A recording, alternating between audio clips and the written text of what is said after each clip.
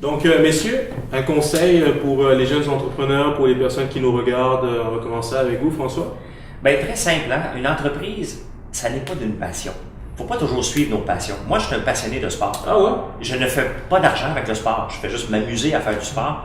Je ne pensais jamais faire de l'argent avec le centre d'appel. C'était pas ma passion. Mais c'est devenu ma raison. Et un coup tu détermines le marché, donc la raison, fais-en ta passion.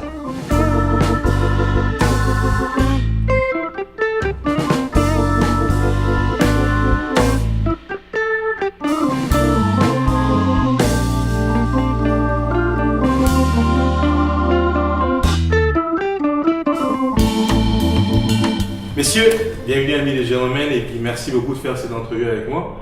Donc écoutez, BoostMe, c'est une application mobile en tout cas très ingénieuse puis ça répond vraiment à un besoin.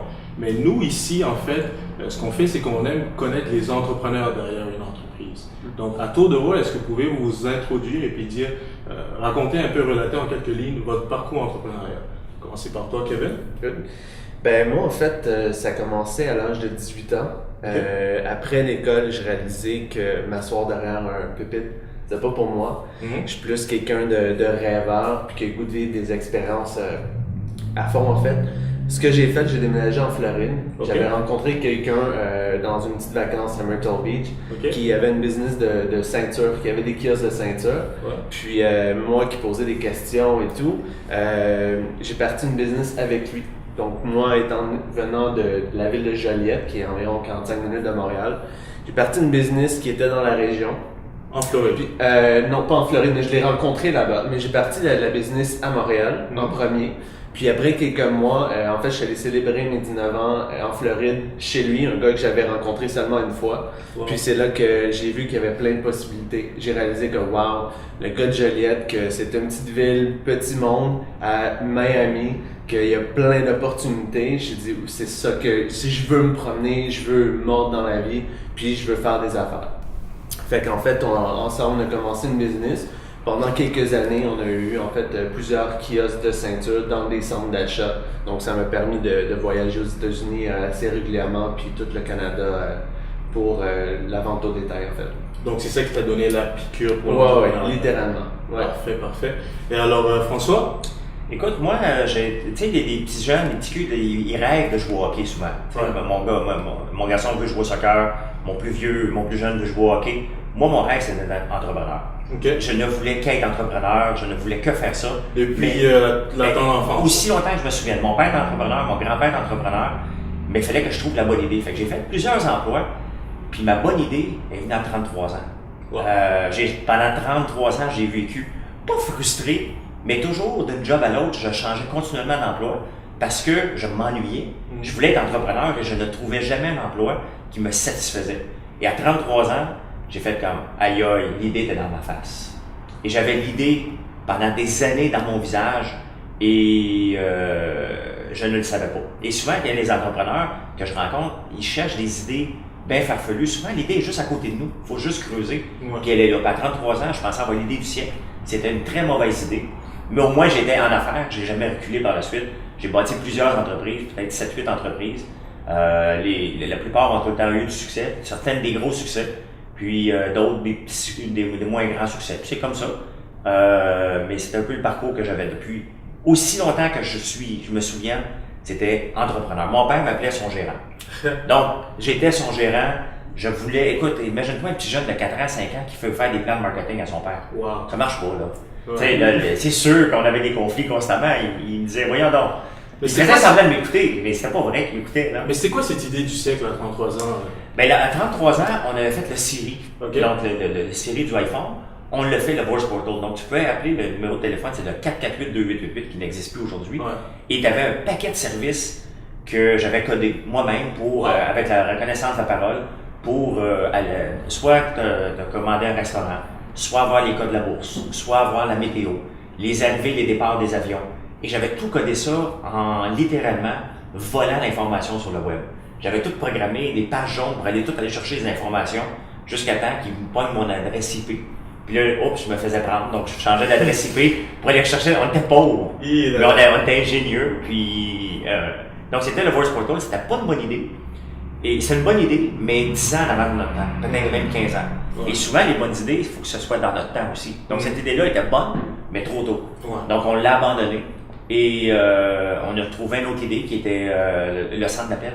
Ok. Et je travaillais depuis 15 ans dans le centre d'appel. Et pour moi, je faisais de la technologie. Je me disais jamais je vais me lancer dans le centre d'appel. De toute façon, je me suis jamais posé la question. Et à un moment donné, l'opportunité était devant moi. On a dit oui à 20 employés. Et pour trouver en 3 jours. Et un mois après, on avait 178. 3 mois après, on avait 350. Et j'ai vendu l'entreprise 8 ans plus tard à 3000 employés. Wow. Donc, on venait de sauter sur une opportunité, on venait de dire oui. Et on venait de voler la place à un autre fournisseur qui avait dit peut-être que je ne vais pas le prendre tout de suite.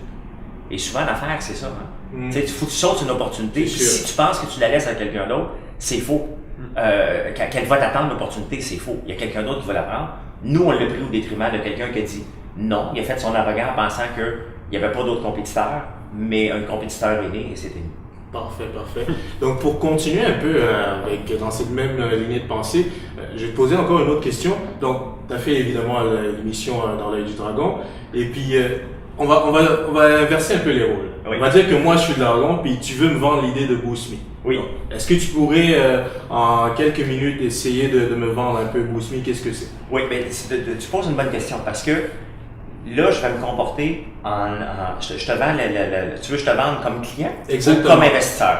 Parce que si tu es dans l'œil du dragon, tu es un investisseur. Un investisseur. OK, parce que le pitch n'est pas le même. Si je te parle de client, je vais te dire que Boost Me, c'est la révolution. OK.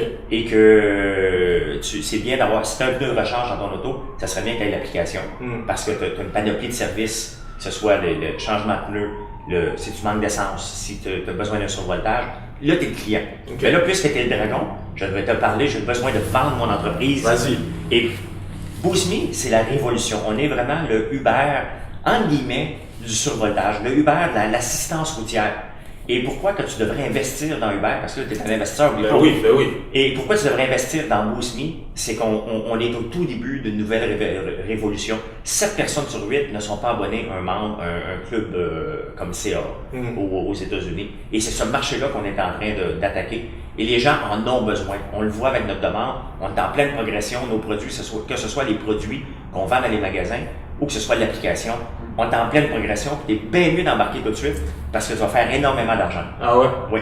Mais dis-moi, est-ce que c'est pas comme un peu ton entreprise, l'idée que tu avais eue à 33 ans, est-ce que tu n'es pas peut-être avant ton temps?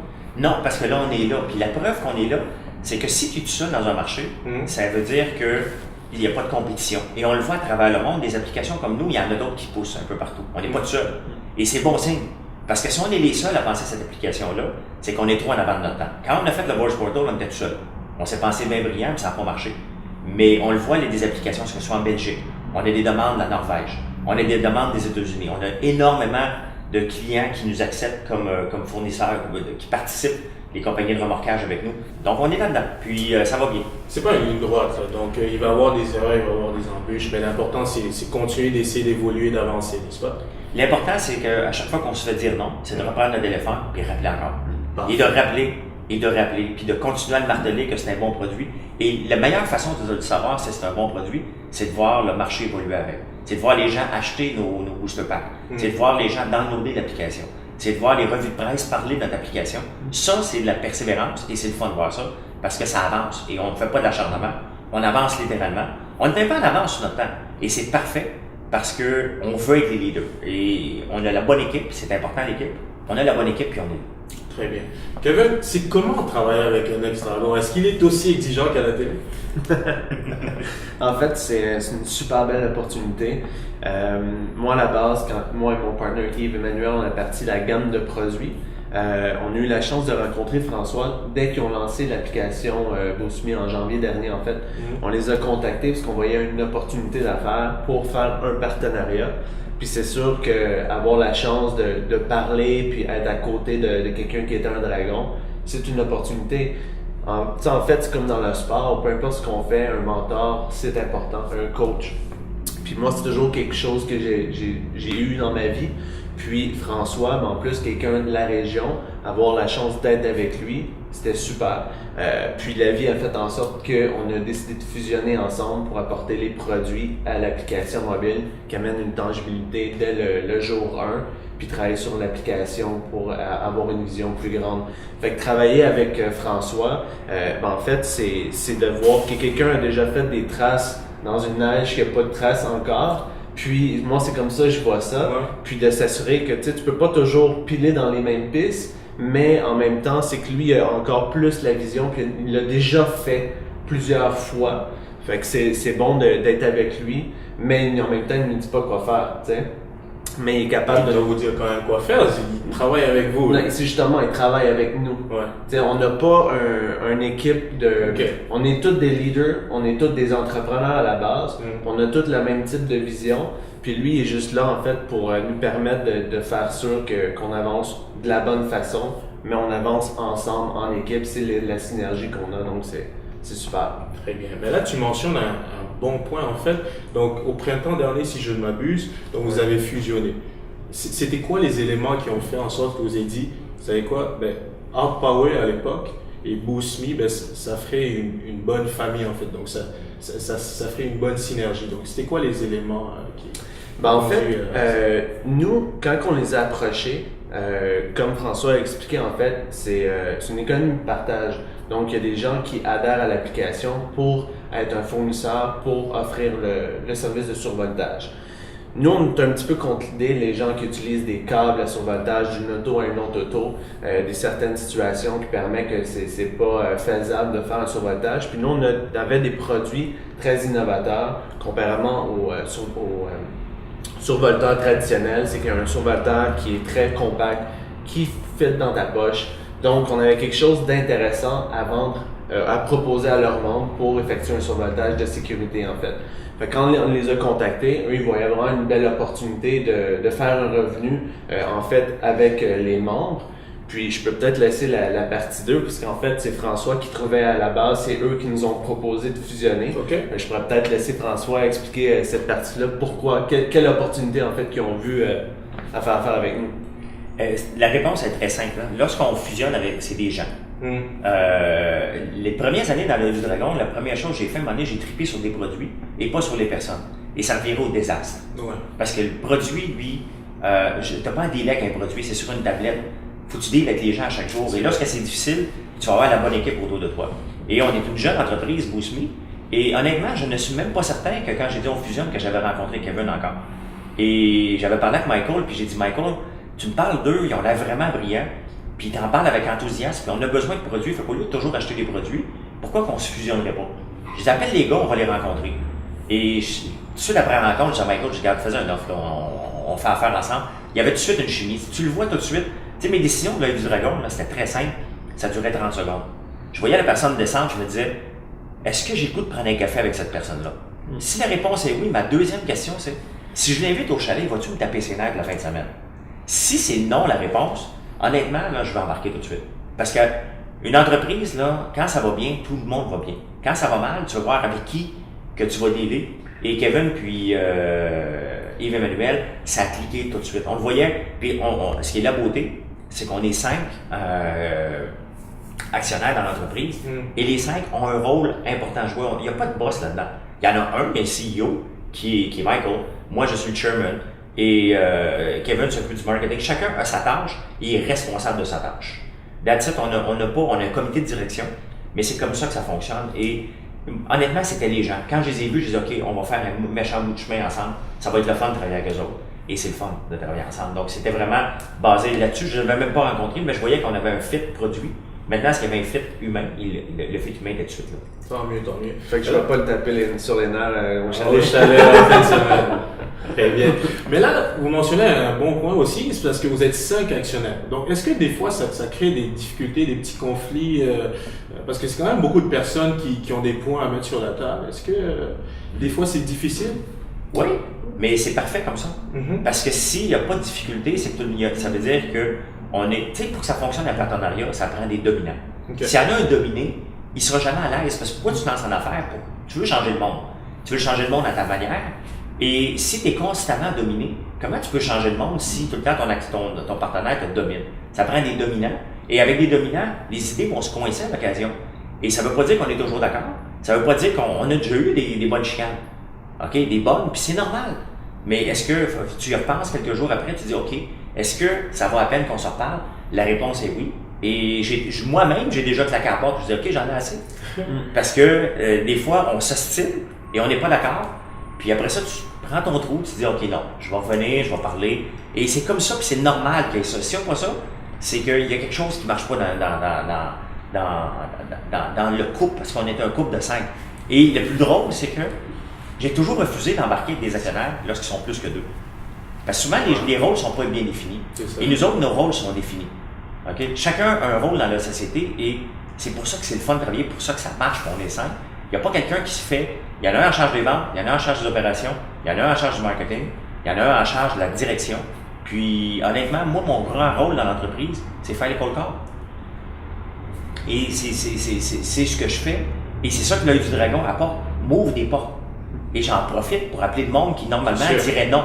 C'est sûr. Et maintenant, ils me disent oui. Au moins, ils vont rencontrer. Peut-être qu'ils sont gênés. Tant mieux qu'ils soient gênés. Au moins, on a la chance de se présenter devant eux. Et c'est à ça que sert aussi l'œil du dragon. Ça a apporté une notoriété qu'il faut utiliser à bon escient maintenant. Donc, c'est quoi en fait les prévisions, c'est quoi les défis actuels de BoostMe? En fait, le défi actuel, c'est toujours par rapport à l'offre et la demande. Ouais. C'est un petit peu comme quand Uber a commencé. Tu dois faire connaître ton application. Tu as des gens qui sont prêts à vouloir faire ce revenu additionnel-là, mais tu dois faire connaître aux gens qui auront peut-être besoin de ce service-là. Par rapport à l'industrie du taxi, par exemple, nous, en fait, c'est un service que tu ne sais pas quand est-ce que tu vas avoir besoin. Donc, tu vas avoir les gens qui sont avant-gardistes, qui vont penser à l'avance en cas qu'ils ont un besoin. On a aussi le type de gens qui vont acheter ce produit-là justement en cas de besoin.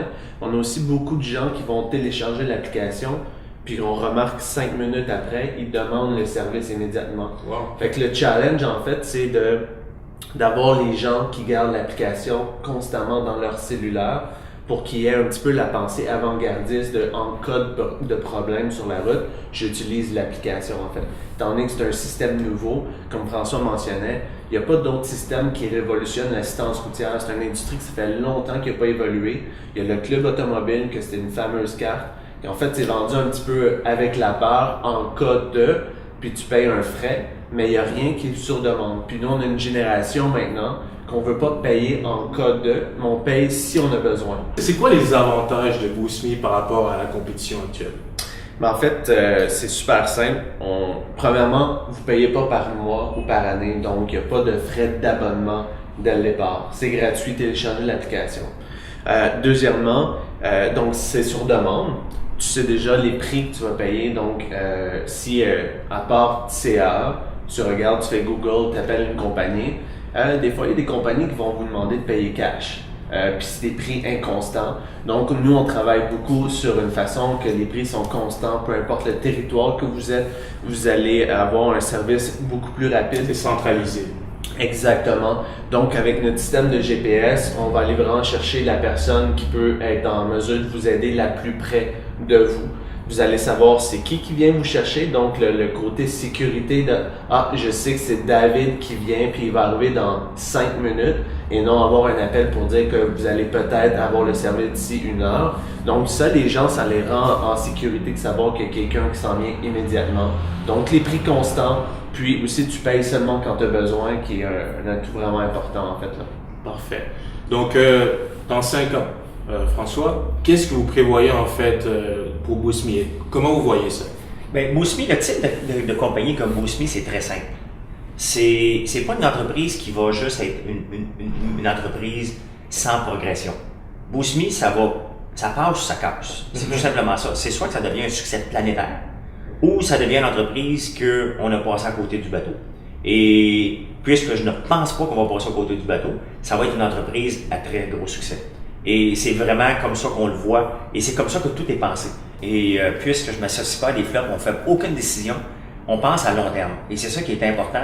Il n'y a aucune décision qui est prise dans le court terme. On regarde tout le temps comment on peut bâtir notre user base, comment on peut rajouter des clients, comment on peut se développer mondialement. Parce que c'est pas une application qui est montréalaise, c'est pas une application qui est québécoise, c'est pas une application qui est canadienne. C'est vraiment une application qui est faite pour le monde entier et chacune de nos décisions est faite en conséquence de ça. Et je pense sincèrement que BoostMe est un succès planétaire à venir, mais on va le savoir dans 5 ans. Et c'est ça qui est le fun des startups, c'est ça qui est le fun de se lancer en affaires, c'est que quand même tu mets tout ce que tu veux en place, tu vas juste le savoir dans 5 ans. Et c'est ça qui est excitant, mais en même temps, on le sait qu'on a quelque chose de big, puis ça ne dépend que de nous. Et c'est ça qui est la beauté. J'aime bien la franchise, donc soit ça passe, soit ça casse. Oui. Donc, c'est pas une entreprise qui peut être juste une entreprise avec une quinzaine d'employés. Ouais. Ça va être planétaire ou ça ne le sera pas du tout. Mais comme vous l'avez dit, donc c'est comme le Uber en fait du dépanneur. Mais c'est l'application de partage, mais aussi c'est les produits. Ouais. Et nos produits, parce que faut pas oublier que non seulement on a les produits, mais on a d'autres services pour faire du cross-sell avec les clients qui embarquent avec nous. On est dans des magasins comme M. Moffler. Donc, c'est certain que eux, on est en train de faire du cross-sell pour amener d'autres clients avec eux. On a vraiment une application totalement intégrée. Et c'est ça qu'on apporte de nouveau dans le marché. On n'est pas seulement un booster pack, pas seulement une application, mais on amène vraiment, on fait des partenariats qui sont complémentaires. Donc, on fait un partenariat avec quelqu'un, on s'en va voir l'autre, on dit, regarde, on a un partenariat avec lui, est-ce que tu embarques avec l'autre? Donc, on a vraiment une belle stratégie. Et autant, on n'a pas de boule de cristal, mais j'ai assez d'expérience pour savoir qu'est-ce qui va être un flop, qu'est-ce qui va être un succès. Et BoostMe est un succès. Parfait.